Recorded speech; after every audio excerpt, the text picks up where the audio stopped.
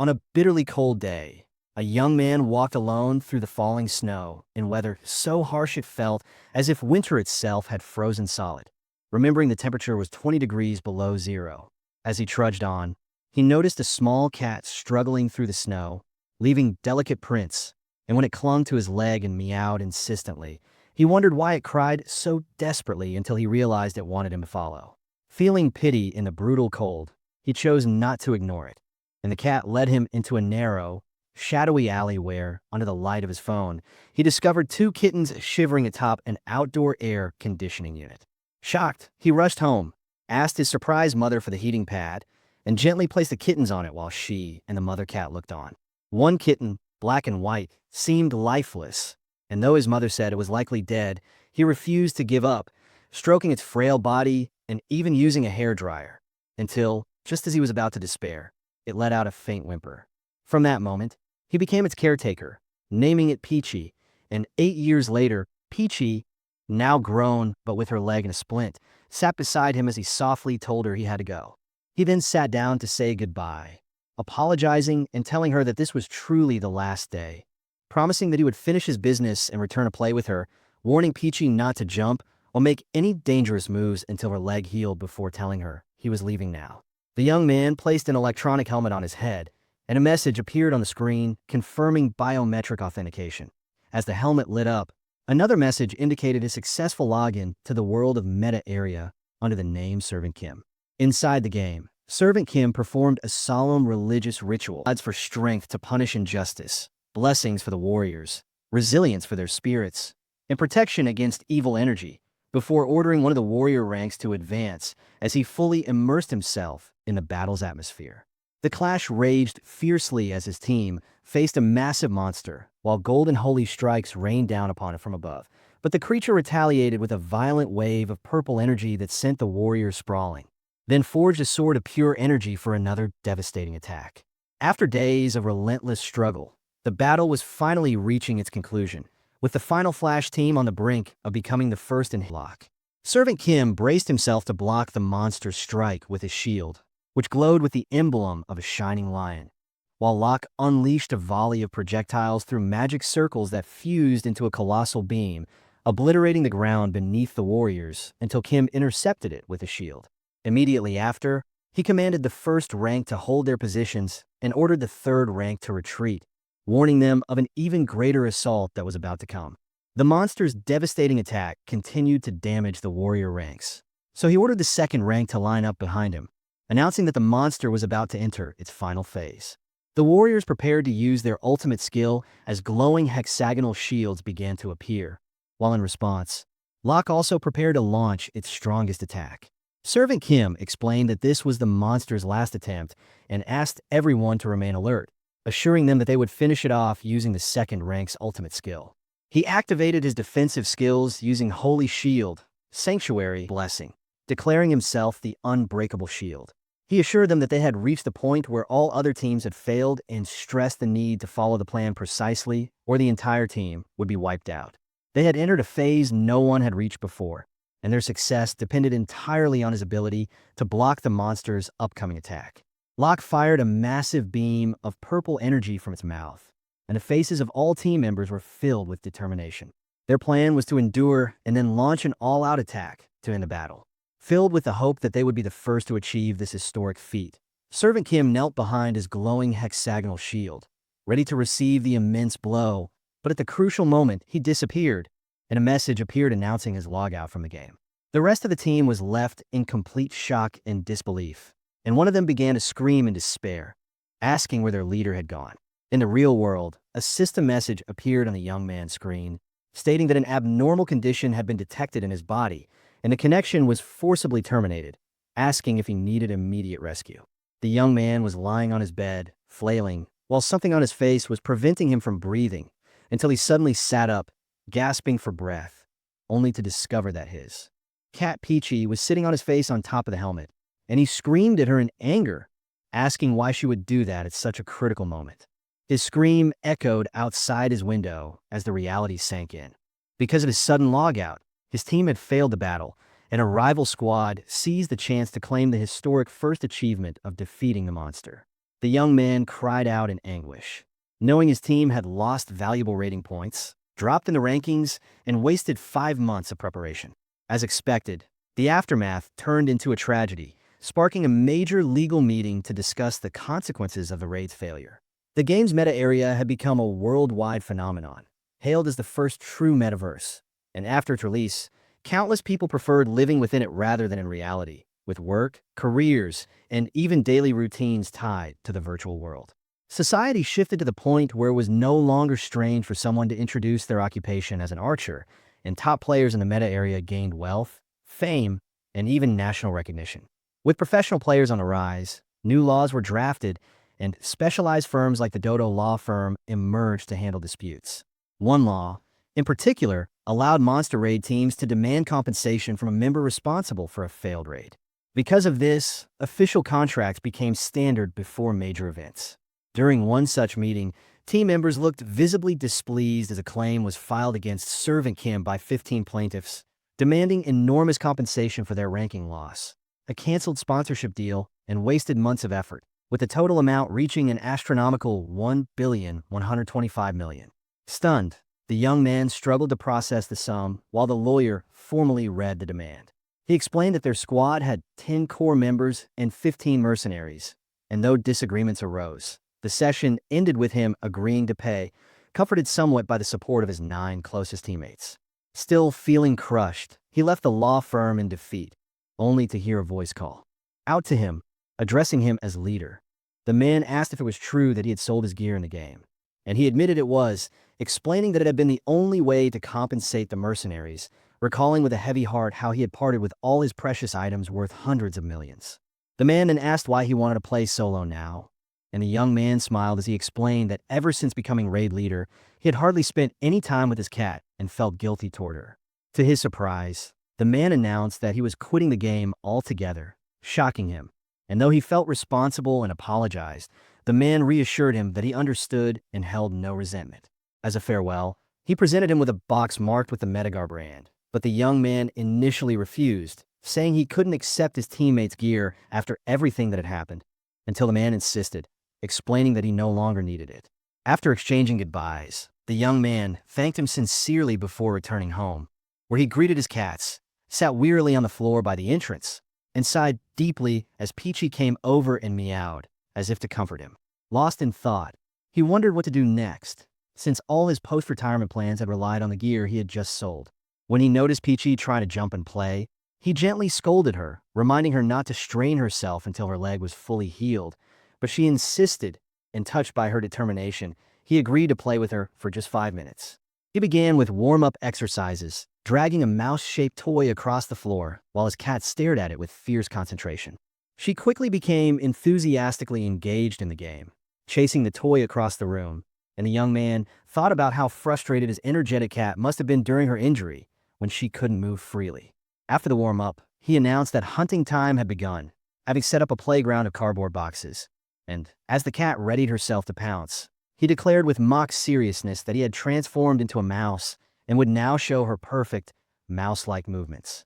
He moved the toy with skill, even mimicking squeaks to catch her attention, while Peachy hid inside one of the boxes, eyes fixed on her prey, before leaping out in an attempt to seize it. Laughing, he encouraged her to keep going, saying it was time to reward her servant for playing so diligently with her.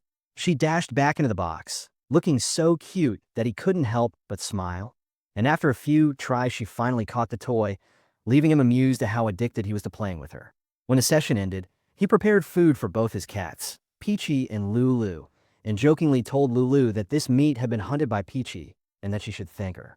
Then he realized with a start that he had played for 10 minutes instead of 5, remembering the veterinarian's warning to avoid letting Peachy strain herself until she fully healed. His thoughts drifted back to his conversation with the doctor, who explained that Peachy was brimming with energy and grew stressed if she couldn't play. And he'd been considering ways to help her burn energy without too much movement when his phone buzzed with a notification. It was a scheduled withdrawal of over $1,000,000, and he remembered, with a sinking feeling, that he had forgotten about the hospital bill installments. Distressed and unsure of what to do now that he had no money left to cover his expenses, his eyes fell on the box his teammate had given him. So, he decided to open the box, remembering how one of his teammates had given him the gear before retiring from the game. Turning to his cat Peachy, he told her she was partly responsible for this incident and that if she ever met his teammate, she should apologize to him. Jokingly, he placed the empty box on his head, noting that at least he could breathe properly this time and that such an incident wouldn't happen again. Glancing at the clock, he realized it was getting late, so he bid farewell to his cats and promised he would return. Accepting that reaching the top ranks again would be difficult, he lay on his bed, placed the new gear box over his head, and reminded himself that one must always strive to make a living. And so, Servant Kim logged into the game once more, determined to fulfill his duty as a servant to his cats. His plan was risky, but with high rewards, as he ventured into the lava zone, fully aware of the danger, given his weakened state after selling all his gear. He gambled on the idea that another raid team would be busy fighting the Phoenix, which meant the surrounding monsters wouldn't respawn. Though he knew this was based on memories from 6 years ago, and updates could have changed everything. By luck, he managed to catch a massive armored fish from the lava, and his heart leapt with joy when he realized his golden fishing spot still existed. The fish was a lava buoy, a rare ingredient, and he calculated that catching 50 of them would be enough to cover his hospital installment. Settling down, he quietly cast his line again, reflecting on how long it had been since he spent time alone like this, since the past 5 years had been consumed entirely by raids with his team. Though he had lost everything he had built in a single moment, he felt an unexpected peace wash over him, his eyes welling with tears as he wondered if something had gotten into them. Suddenly, he sensed something strange and alarming, wondering in shock if the Phoenix was respawning earlier than expected. A massive vortex opened in the sky, and from it a blinding beam of light crashed into the ground, unleashing a devastating shockwave. Out of the light emerged a creature resembling a wolf, its body wreathed in pale, celestial flames. The young man immediately realized this was no Phoenix. It was a new boss monster, majestic and terrifying, clearly designed for a raid team to defeat. With his current strength, escape was impossible, and facing it alone would be suicide. Cursing his awful luck, he lamented that he had only managed to catch a single fish before a new monster appeared to claim his only fishing spot. Desperately, he hoped it would simply leave, but his blood ran cold as he suddenly felt the monster's enormous jaws right behind his head. Terrified, he braced for the end, yet the beast didn't strike. Instead, it leaned forward and licked his face with its massive tongue. Bewildered and dripping with saliva, he tried to comprehend this bizarre behavior, even half-jokingly wondering if the monster intended to drown him with slobber. Disgusted and furious, he shouted at it to kill him quickly and cleanly, snapping that he was in no mood for this torment. In a final act of defiance, he pointed at the creature and declared that though it could kill him now, because he was weak, he swore one day he would be the one to defeat it. The colossal beast tilted its head curiously at him, then let out a deep, rumbling meow. Stunned, the young man froze, questioning his own ears, only to confirm that he had indeed heard a meow. He concluded that the monster was designed in the form of a cat, and found himself oddly impressed by the creative idea of making such a majestic, fearsome, and non-cute cat. Then, out of nowhere, a bold idea struck him.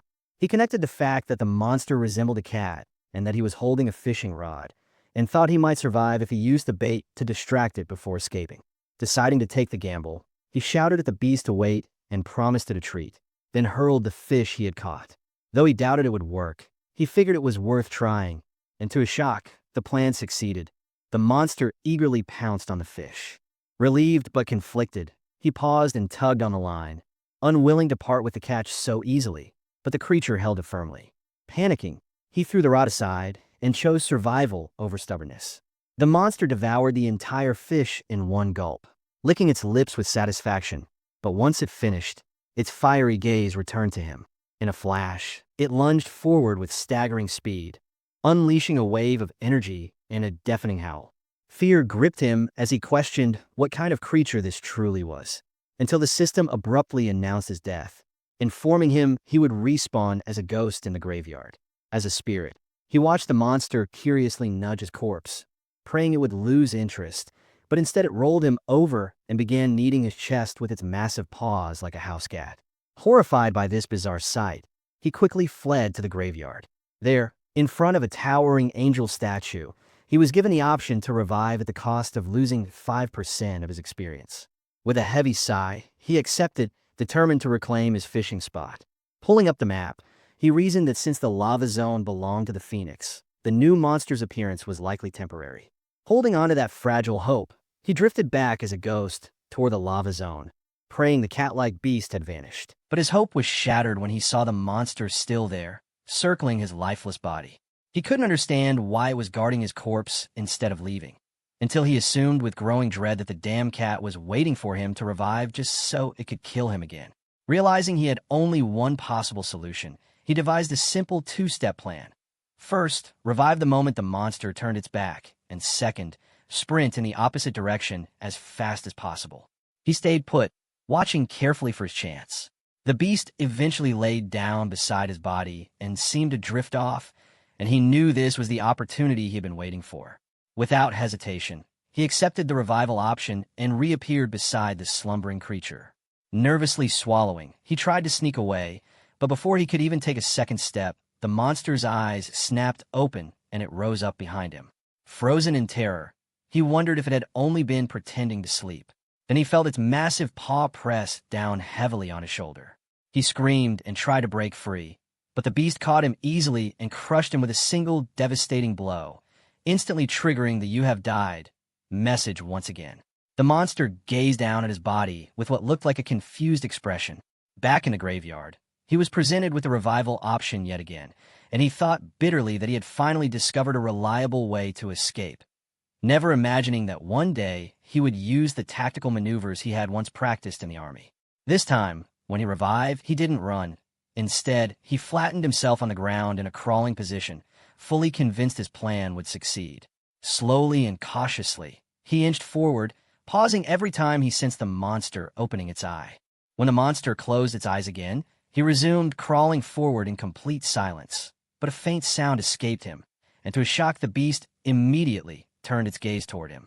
He froze as it approached and began licking him again, eager for another round of bizarre play, and he realized with horror that he had gotten tangled up with the wrong kind of psycho. After dying for the third time, he screamed in sheer frustration, and in the real world, he pummeled his pillow in anger.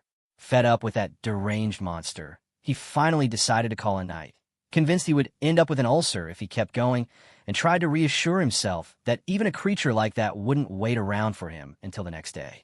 As he wandered his room, still irritated, his eyes fell on Peachy, who was fast asleep with her head tucked inside the game helmet.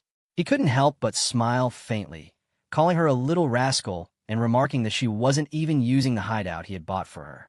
But then, an odd sensation struck him. He noticed the X-shaped scar on her forehead was in the exact same spot as the scar on the monster in the game. Stunned for a moment, he quickly brushed it off as impossible, laughing sarcastically at himself for even imagining such nonsense, reasoning that there was no way a cat could log into the game, and it had to be nothing more than coincidence. The following day, he re-entered the game, praying the monster had finally gone. Looking around nervously, he felt a wave of relief when he saw the area empty and laughed at his good fortune. But just as he let his guard down, the ground trembled and a monster reappeared before him, letting out a meow, and he completely lost his temper, swearing he wouldn't fish for lava buoy again if it meant dealing with this nightmare. The monster turned and presented its back to him, and the young man shut his eyes in despair, only to open them and find himself staring awkwardly at its rear. Out of nowhere, a system message appeared, declaring he had been chosen and granted a hidden servant class. Confused, he repeated the words servant and chosen, trying to make sense of them, when another message announced that the power of keenness now resided within him. He cried out in protest, furious that he had never heard of such a class before, realizing in panic that he was being forced into it against his will. A cyclone formed as dark energy swirled around his body, and when it ended, a final message confirmed his transformation into a servant. Stunned and angry, he wondered what had happened to his Holy Knight character and why his class had been overwritten. Suddenly, a voice echoed in his head, addressing him as servant and asking if he could hear it, and he realized with horror that it was the giant cat speaking directly into his mind.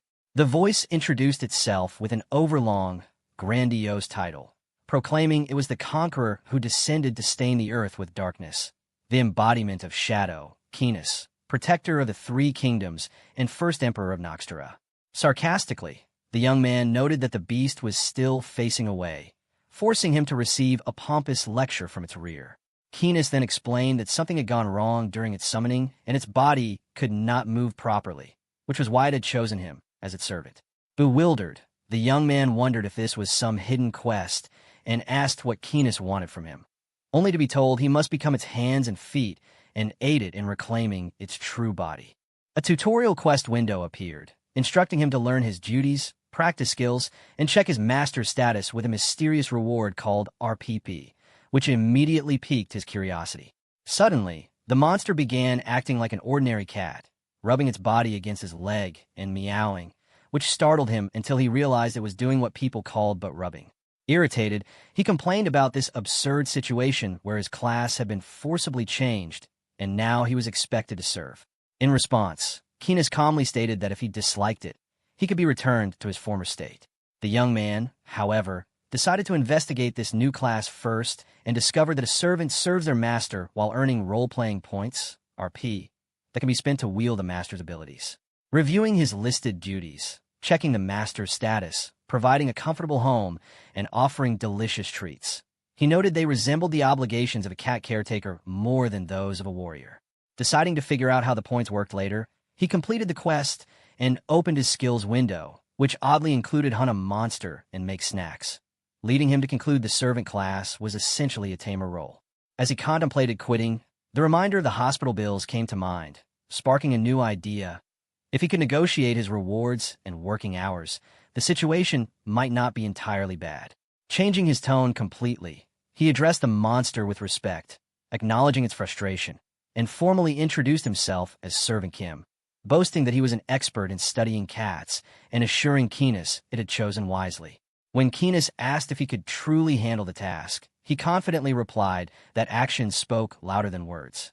The young man knew the monster did not fear him, but he chose to turn that into an advantage by explaining to Keenus that cats dislike strangers approaching, then carefully reached out to pet the creature. To his surprise, the monster responded happily, rubbing against him and meowing, and Keenus, impressed by the scene, admitted it was starting to trust him, to which the young man confidently replied that it would never find a servant like him. A message appeared announcing that their communication was successful, showing Keenus's status as anxious with a high stress index, thus completing the quest to check its condition. Curious about the cause of his master's stress, the young man quickly realized monsters were beginning to respawn in the area, and when a small fire salamander appeared, he informed Keenus that it was in a state of severe anxiety. When Keenus demanded to know why, the young man reasoned that the unfamiliar environment was the cause, explaining that cats grow anxious outside their territory. But Keenus dismissed this, declaring that anxiety was for the weak and that the solution was to claim the entire world as its territory. Acting instinctively, Keenus's body lunged at the salamander, but when the prey escaped, the stress index climbed even higher, and Keenus roared furiously in frustration. At that moment, the young man activated the capture skill, aiming a frame shaped like a silver platter at the fleeing salamander, and when it opened, an assistant message confirmed the capture. Holding the covered platter calmly, he presented it to his master as part of his service, then asked if it had been greatly disappointed by losing its prey, before finally lifting the lid to release the captured salamander. Immediately, Keenus crushed the salamander to vent its anger, and the young man asked his master's opinion of his service, soon receiving a message that its mood had improved and its stress index had decreased. Keenus admitted it felt calmer, and the young man expressed satisfaction. Then, seeing an opportunity after proving his worth, suggested they begin negotiations. With a smile, he explained that he had a family to support, which meant he needed vacation time and enough money to secure his livelihood. Keenus was stunned by the idea of a servant taking a vacation, and the young man nervously confirmed it was true. Keenus then admitted it possessed none of the local currency, so the young man proposed an alternative solution. He would keep all items Keenus acquired through hunting. Since Keenus needed him to control its body, it accepted this arrangement and asked if that was sufficient, to which the young man happily agreed. He reflected on how he had been lost after losing the chance to fish for lava buri, only to realize that monopolizing his master's loot was far more profitable and safer. Feeling luck was finally smiling on him, he thought to himself that every cloud has a silver lining. Observing that Keenus immediately lost interest once a monster's corpse vanished, he wondered if it truly was just a giant cat. Finally, he decided to complete the last step of his service, activating the Make Snack skill, where the system revealed the only available option was salt-grilled. With a single magical motion, he finished the task, and a bowl containing salt-grilled salamander appeared before him. The system asked if he wished to inform his master that the snack was ready, and he agreed with curiosity, only for Keenis to appear beside him, drawn by the aroma, making the young man realize that the snack-making skill also served as a way to summon his unpredictable master. Keenis tasted the food with great admiration, licked the bowl clean, and demanded more, to which the young man eagerly agreed, promising to bring another serving right away. System messages then confirmed the completion of his tutorial quest, awarding him 20 role-playing points along with 5 additional points for satisfying his master, while a new quest for the second phase appeared. The young man began gathering the items dropped by the monsters Keenis hunted, noticing how the battlefield was filling with creatures and how his master was relentlessly cutting them down. He couldn't help smiling as he realized his pockets grew heavier with money without him lifting a finger, and he wondered happily if this was what auto-hunting truly felt like. Excited, he rushed around collecting loot and thanking his master with enthusiasm, which Keenis noticed, prompting the young man to promise that he would do his utmost to serve him well. When his skill's cooldown ended, he used it again eagerly, and Keenis came rushing over to devour the next meal. Opening the quest window, the young man accepted the second phase, which tasked him with solving a problem his master faced, moving to a nearby town, with 50 points as a reward. Though it seemed simple at first, he quickly realized his dilemma. How was he supposed to drag this enormous cat into town? The status window appeared again, warning that Keenis's stress index would spike if he left his territory, and the young man realized that this was the challenge he now had to overcome. Approaching Keenis by the volcanic lava pool, he confidently told his master that he had a plan, and Keenis ordered him to explain. He suggested that there must be a reason why Keenis had been summoned to this area, and that the most logical step was to head to a nearby town to gather information. And though Keenis agreed with his reasoning, the young man felt slightly guilty since the idea had originally come from the quest he had accepted. Keenis wondered how such a move could be achieved, and whether its body was bound by the instincts of a cat's territory, to which the young man reminded him that each monster defeated expanded his territory, something Keenis confirmed. Building on that, the young man explained that they would have to defeat the region's master, the Phoenix, in order to move freely, and when Keenis asked about its strength, he described it as an immortal bird that grew stronger each time it resurrected. Intrigued, Keenis declared it would kneel before his might, but the young man quickly pointed out the problem. The Phoenix breathed fire, and the instincts of a cat would force Keenis's body to run and hide. Thus, he concluded that the first step was to make Keenis unafraid of fire. The moment flames were introduced, Keenis's body reacted instinctively, leaping back and rolling on the ground in panic, before admitting the fear was real and ordering his servant to find a way to conquer it at any cost. In response, the young man presented a lava buri fish and boldly claimed that the fear would vanish once Keenis submerged himself in lava, which left Keenis shocked as he asked if the plan was to throw him into a volcano. The young man confirmed without hesitation that this was the surest method of adaptation, and though Keenis expressed doubt, he reassured him, explaining that his body as a boss monster had extremely high heat resistance, which surprised Keenis, while the young man held up the fish to tempt him into trying. The young man tossed the fish into the lava, but Keenis merely sat calmly on a rock in the middle of it, astonishing him, and when Keenis declared the fish no longer tempted him, the young man was shocked at how quickly his master had lost interest. Then, with a graceful leap, Keenis jumped out of the lava, forcing the young man to move on to Plan B. Using a recall spell to return to a registered point, he told his master he would be back soon, which sent Keenis into a panic, asking where he was going and if he intended to leave him alone. But before it could react further, the young man vanished through the portal, leaving Keenis to search restlessly. Instantly, he appeared in the city of Grenadia, where he went straight to the adventurer's warehouse and was greeted by the shopkeeper. He asked for sugarcane, ethereal spring water, a climbing rope, and dynamite, and when she inquired about his intentions, he replied that he was planning to tame a monster, before casually adding that he also needed a catapult, which puzzled her. She wished him success, and, as he stepped out, he suddenly felt he had forgotten something, hurried back, and requested one final item. Returning to the lava zone, he approached a giant tree known as Bugenmak, or the wood that does not burn, explaining that a monster living within it had gained fire resistance by feeding on its bark. He climbed the tree and set sugarcane as bait, knowing the creature's fondness for sweets and remembering how difficult it had been to hunt it in the past. The tree began to shake as a fiery monster burst out, introducing itself as Kororos, the great guardian of the underworld, and angrily demanding to know who dared disturb its slumber. While Kororos devoured the sugarcane, the young man poured ethereal spring water on it, a substance capable of extinguishing even the fiercest flames and stripping fire resistance for 5 minutes. And with satisfaction, he noted that the favorite prey of cats was always the mouse. As Kororos' flames were snuffed out and the mighty guardian of the underworld transformed into a small, fluffy pink fire mouse. The fire mouse cried out in shock, demanding to know what the young man had done. But he cheerfully replied that it looked as cute as always, which only angered the creature further as it threatened him, though he continued to mock it. When the mouse tried a bargain, promising to spare his life in exchange for sugarcane, he dismissed it as pathetically cute, and sensing something was wrong, the mouse realized it could not use its fire and chose to attack physically, shouting that it had already given him a chance to live.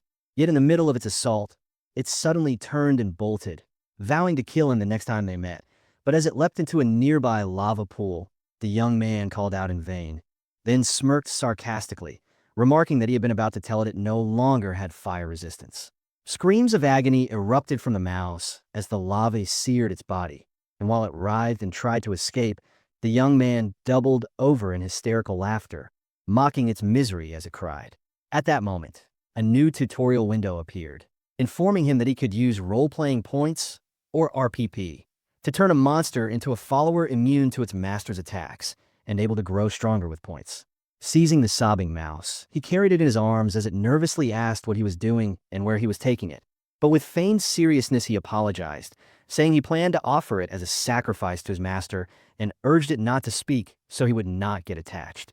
Horrified, the mouse lamented its fate, wailing that it would die before ever getting married, and he mocked its sorrow with sarcastic pity, calling it a shame, until the creature desperately begged for its life. At last, the young man relented, saying there was a way out. If the mouse obeyed his orders, it would not only be spared, but he would even help it find a partner to marry.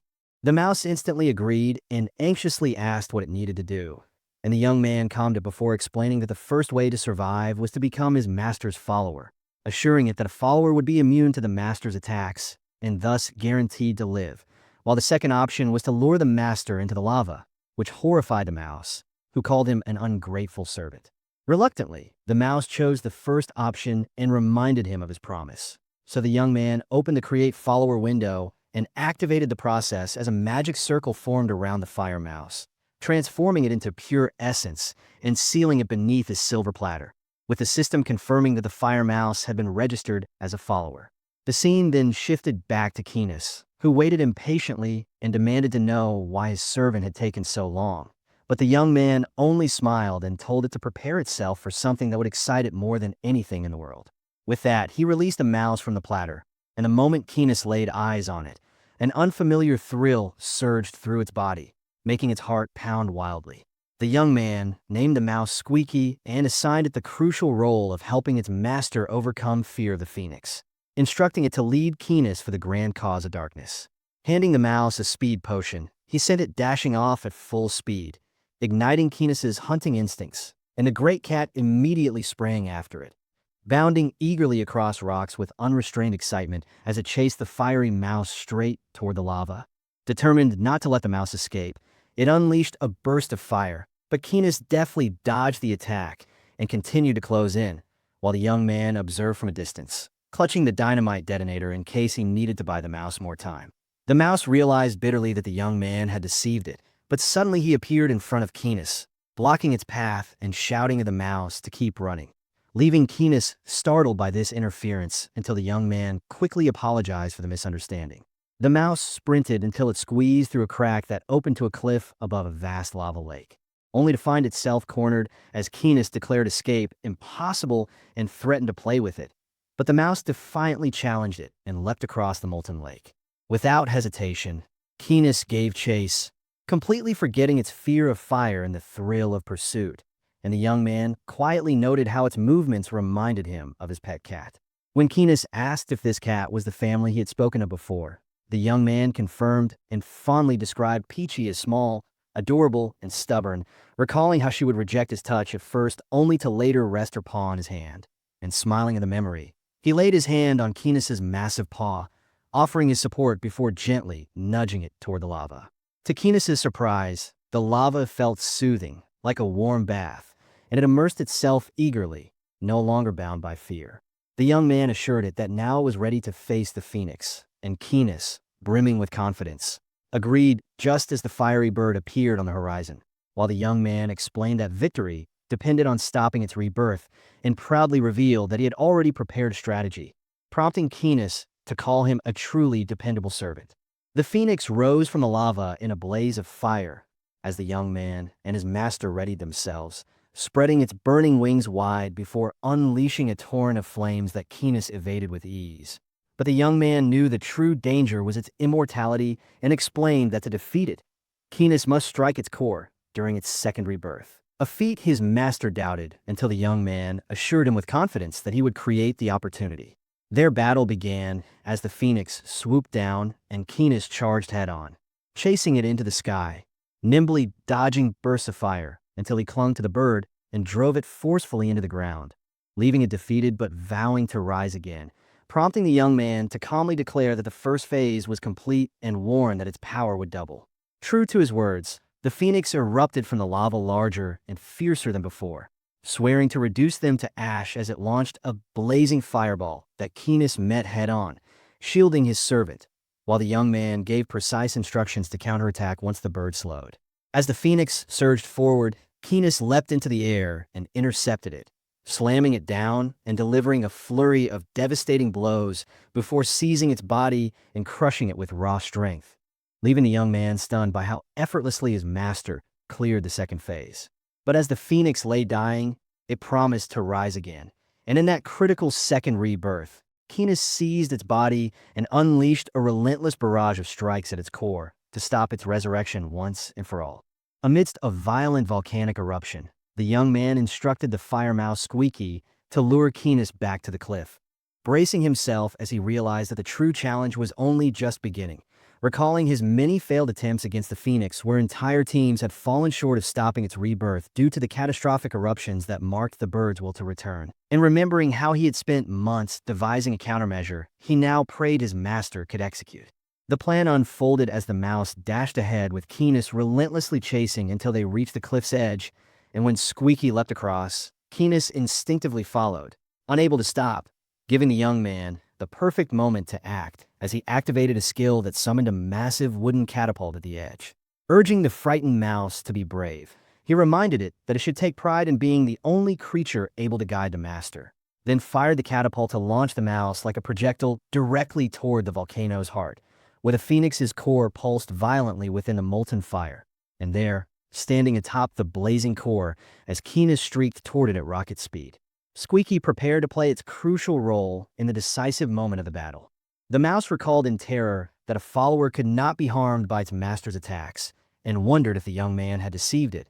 But in the next instant, Keenis slammed into the phoenix's core with overwhelming force, shattering it completely, prompting the young man to cheer the success of his plan as he swiftly secured the dormant bird's core, while a flood of system messages confirmed the phoenix's defeat, declared the lava zone as the master's territory, announced their record breaking fastest victory, and rewarded him with 30 RPP. The mouse awoke in confusion, briefly thinking it had reached heaven, only for the young man to mock its foolishness until it realized it was still alive and trembled with fear,